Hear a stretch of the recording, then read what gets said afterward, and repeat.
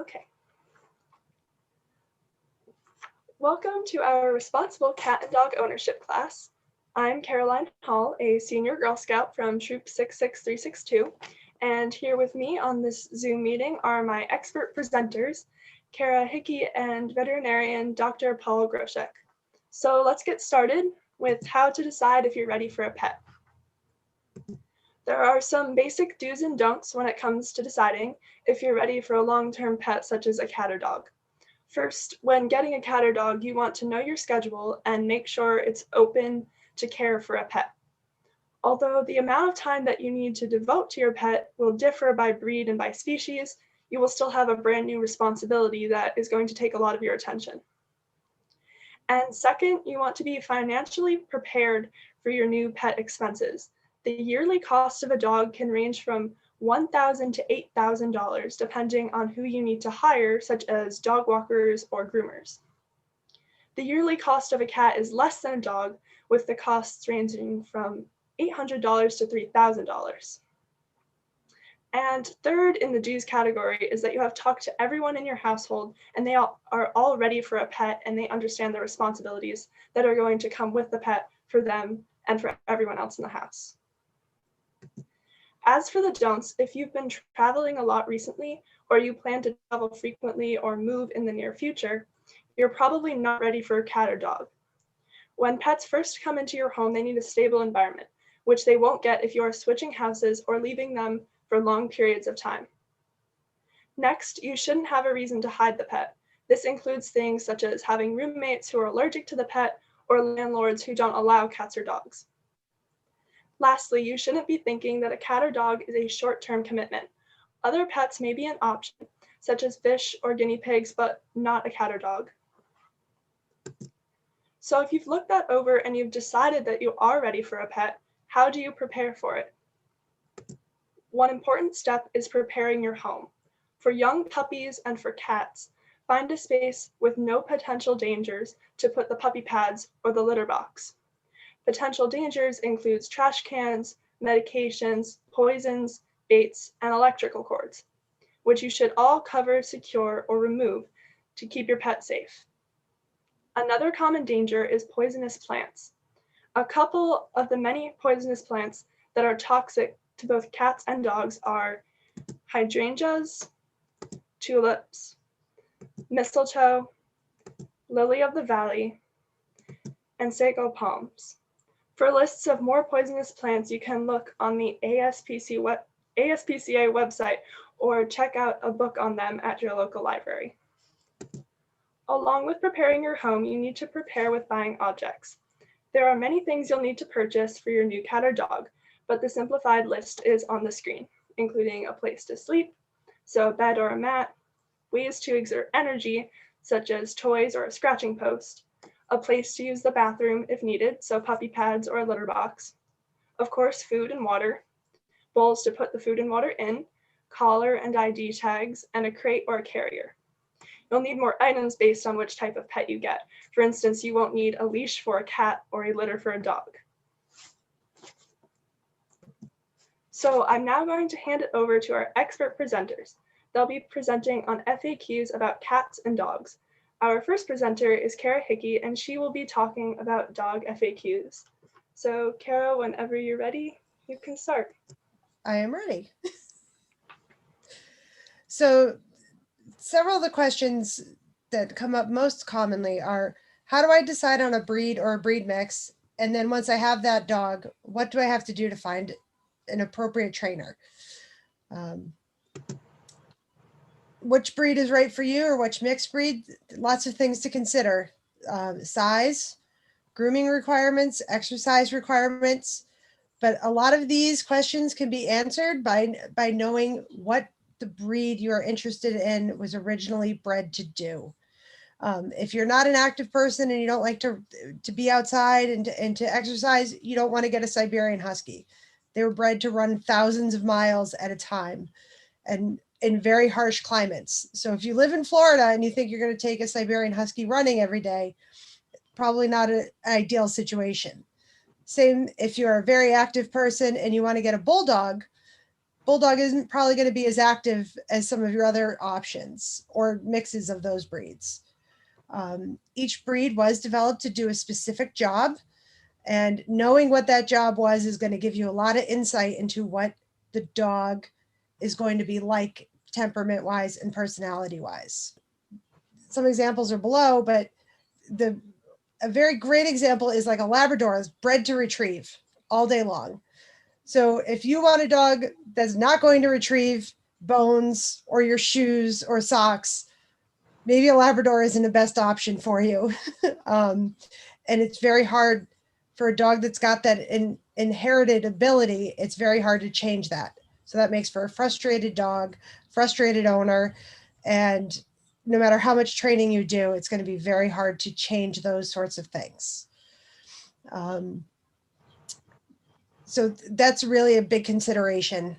Mixed breeds are a little bit more of a guess, but you can tell if you get a dog that's a herding breed mix, that dog's going to want to run and chase things. So you got to keep that in mind as well. Not every dog is ideal for every situation, as we talked about a little bit before. If you're an active person who likes to run, a bulldog with a flat face, probably not your best option. So consider your lifestyle before you choose a dog. And again, those inherited characteristics they're gonna play a role. There's a lot of information out there. The American Kennel Club, the United Kennel Club, and the FCI, which is an international organization, all have information about breeds if you go through their websites, and that can give you a lot of information about the dogs as well. Once you get a dog, you should get a trainer to help you out. Even if it's just puppy class, it really helps you develop that bond with the dog. So not all trainers are created equal. Anybody can really put a shingle out of their house and say, I'm a dog trainer. You really want to look for one or two types of trainers. The first trainer, for lack of a better term, is like an experience-based trainer, and they're going to be usually people who have a lot of experience in a specific role. So like I do some obedience training with my dogs, so I know a little bit about competition obedience. I don't claim to be an agility trainer. I know nothing about agility except dogs go over jumps and they run through tunnels, and you have to do it in a set course. I look at an agility course and look at how to train things, and I get completely lost and confused. And I that not my thing, but obedience I can do. So you want to, if you're interested in a specific type of competition, you're really going to want to look for a dog or a trainer who's got experience in that competition. For general behavior, you're going to want to look for somebody who's got a science-based education for training purposes. And they usually have to meet some sort of criteria. They have to log hours. They have to pass tests for certification, and usually end up taking credits and continuing education in order to maintain those certifications. As we talked about, here are some of the activities that you can do. The picture of the black and tan dog jumping is flyball, and that's like a racing competition, rally, agility, competition obedience, even conformation, like dog shows you see on Westminster, all very specific requirements and very specific experience that needs to be done for those training. Not that a different trainer could learn how to do those, but they might not know the nuances of things. For certifications, you really want to look for somebody who has certifications.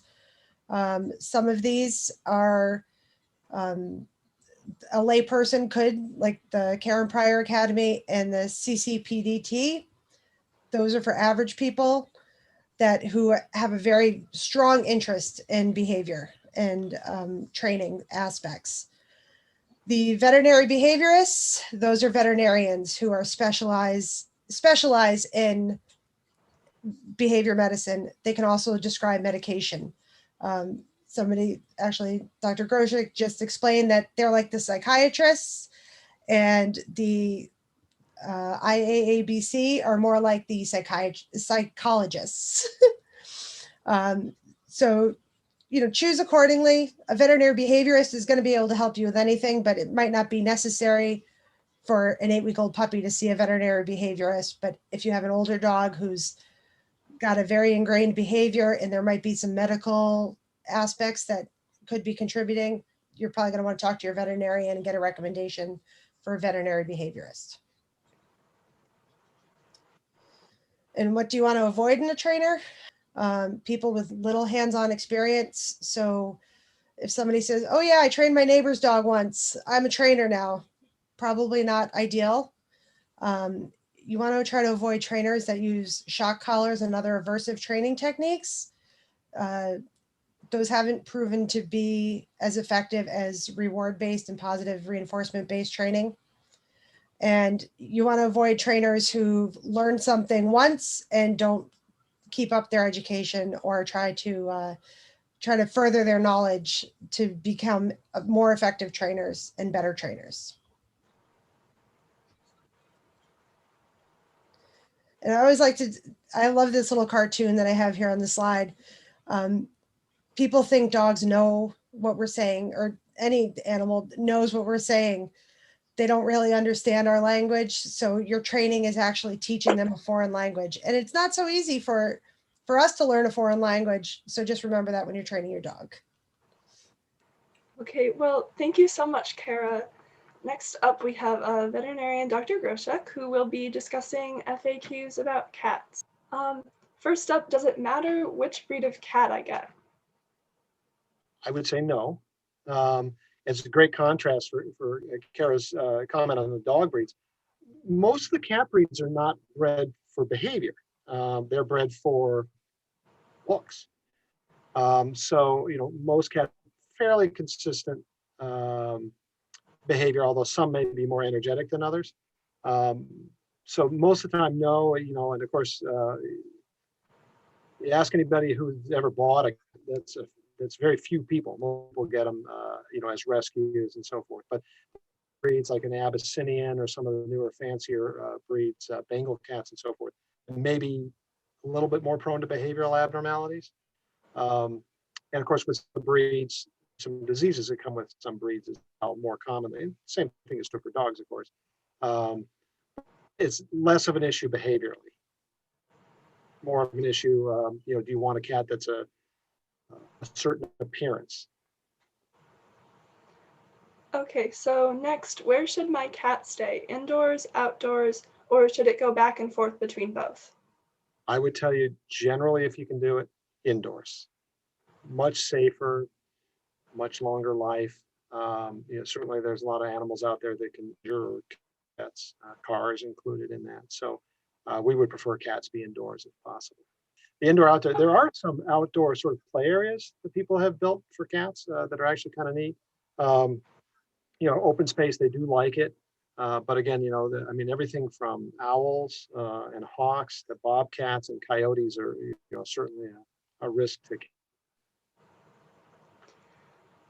Okay, what is declawing and should I do it? The declaw, that is a very, very controversial subject. Okay, we don't do it anymore. We did for, I'm sure, years, but we haven't done it in quite a while. The thinking behind the declawing is that obviously cats won't destroy furniture. Maybe they're less likely to injure one another and so forth. But what you're really doing is you're removing the last bone. I don't know if you can see where I'm pointing here. This bone on the claw, on the foot, and that is what the claw grows off of. So it's in most technical sense, they call it an onchiectomy, but in most technical sense, it's an amputation of the end of the digit. And historically, a lot of people said, well, it makes for a better indoor cat. Certainly, they don't injure things. But as it turns out, when they've looked into studies, and for instance, they think maybe that cat is a way of rescuing a cat because now they've endorsed someone. It turns out there's a lot of behavioral disorders associated with a declawed cat. Some of them bite more. Some of them have more problems, box and so forth. And it's generally been absolutely, certainly feline practitioners say, no, don't do it. They need to scratch their back. There actually are scent glands on their paws, so they use that to scent things. It's probably better to teach them to claw certain things or certain areas. There are some training advantages to doing that, but that is a very controversial subject, we'll say. Next, how do I pick the best food for my cat? Good question. There's a lot of discussion on that as well. Generally speaking, I like brand name, well-established food lines. And if you will, probably say the same thing as for a dog, that an average dog or an average cat does fine with an average cat food. Okay. However, cats are a true carnivore. Okay. They have to eat meat. They cannot make certain amino acids. So it has to be primarily meat. And over time, we're actually finding that probably canned foods are better long-term. They need the moisture. Cats don't have to have carbohydrates in their food the way we do. So you can get lower carb diets if they're canned or moist. Generally not big on raw for a lot of reasons, mostly to protect the owners, raw foods. But best food, I certainly would ask a veterinarian, but brand names, things that have been around, certainly stage diets. So a kitten food, an adult should get an adult food, and there are certainly foods for other diseases, diabetes, kidney disease, and stuff like that. Those would be the best choices. Great. Okay. So, what kind of playtime does the cat need? Most people will tell you how cats sleep all day, and certainly many of them do. It varies from cat to cat. I think that there's a lot of interesting toys out there, video-based ones, etc. A lot of people like the laser lights. Cats will retrieve toys. Cats are actually trainable. They can be trained to do different things. Most of their play is associated with hunting. Okay. And again, I'll contrast them to dogs. If you use a laser light, zing it around, and the cat can't find it, they're okay with that because they chase mice and they miss the opportunity. It's been said that sometimes dogs get very frustrated if you do that, with the exception of dogs that chase mice, rats, and so forth. They do really well by that. I saw a talk by a behaviorist who suggested, and I wouldn't do this in my own home, buying crickets, at a pet store, toss them in the bathtub, and let the cats go for it. It's pretty crazy. But one of the other kind of plays, and actually I've really been liking this a lot, is what are called food puzzles. Again, also popular for dogs. But the cat has to nip a toy in order to get the food out. And so it uses some of their hunting instincts, discharge a lot of nervous energy. And actually, they've actually found that they tend not to gain as much weight because they eat slowly. But I was going to tell you, there's actually a book called The Trainable Cat, and there's a lot of training things you can do. And they actually do agility with cats. We're talking about the agility with dogs. I actually pulled up a video on YouTube. It's on a different computer, but it's definitely worth a look. It's quite funny. A young man, probably a teenager. It's on YouTube, and it says The Best of Cat Agility, starring Puffy and Cashmere. Uses clicker training for these cats. It's pretty impressive in his house. But some cats, just aren't going to chase things. And you just have to find what things work. And I think the food puzzles are good for those guys. Great. And lastly, how do the care requirements for my cat change as my cat gets older? Like a dog, they can get arthritis. And if you will, a lot of organs and parts, will wear out over time. I think, again, true for dog, try not to let them get overweight. I think that makes their arthritis worse sooner. Also, I would say dental care, maybe more in a cat than in a dog. Most people, if you could brush your dog or your cat's teeth starting at day one, it would be encouraged. But with bad teeth in the cat, certainly over time, that throws bacteria into their bloodstream, and over time it can cause wear down organs and so forth. So say arthritis and dental disease. Okay, well, thank you, Dr. Groshek, for the presentation on cats. And thanks again to Kara for the dog FAQ presentation. And thank you for viewing.